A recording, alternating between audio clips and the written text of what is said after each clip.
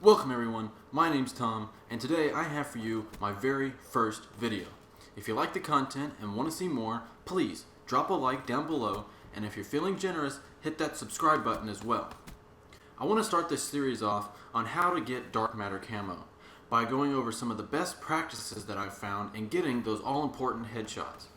Now let's get into it. First thing that I want to talk about is going into settings under the controller and switch the triggers for the bumpers.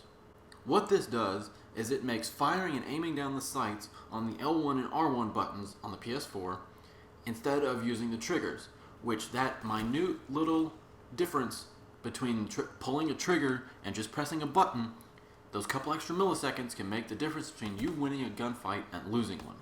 Next, go and turn off controller vibrations. Throws you off more than you would believe. And furthermore, it's just a waste of battery. You don't need it, turn it off. Next, you need to figure out what sensitivity you need to use. Everybody says, oh, use a high one, use a high sensitivity so you can aim faster and get on target quicker. Now I know some people do use this and are okay with using this, and that's fine. And for those few people, go ahead and use it. But for the vast majority of players, you need to stick within a range of, I'd say, anywhere between 5 and 8.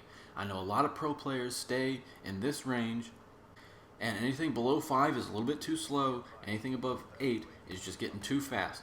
I play on a 6, both horizontal and vertical, and that sticks me right in the middle. I can get shots on target all the time, and specifically I can get those headshots for the dark matter camo. If you want to get a little more advanced with your sensitivities, you can reduce your vertical sensitivity by a notch or two compared to the horizontal sensitivity, and when you fire, you'll actually have lower recoil on your guns because there is not nearly the sensitivity raising the gun all the time. Okay? When you're moving around, keeping on target, and you move the stick, you won't move vertically as much. When you're aiming for the chest and the head to get those headshots, you blow over his head and he kills you. It's not a good thing. You can get those headshots.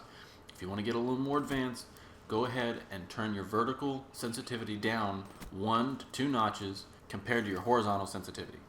I, like many other gamers, use control freaks, but I only use one on the right thumbstick because I only need it for aiming. I use the CQC signature editions because they aren't the super tall ones. It gives me just enough height to increase my accuracy. Next on my list of tips, every day you play, warm up for 10 minutes in a custom game, Nuketown, put on some bots, put it on regular or hard difficulty, and spend some time really warming up. Practice turning fast on target. Shoot the mannequins that are on the map. If you don't want to play with any bots, just warm up a little bit.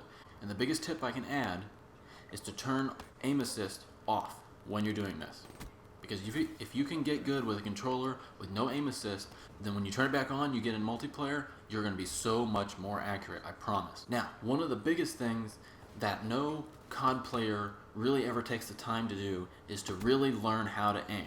The first Call of Duty game we ever played was about 4 or 5 years ago. You spent about 5 minutes in a tutorial level, and that's it.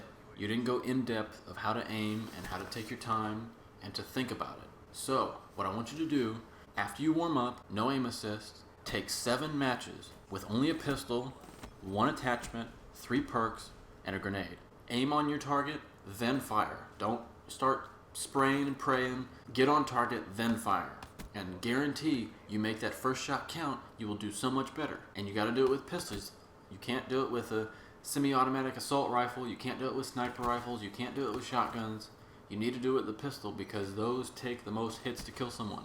So that means you got to stay on target the longest. And then when you go back to assault rifles, you will be so much more accurate as well. My final tip in this series of how to get dark matter camo is going to be where to aim.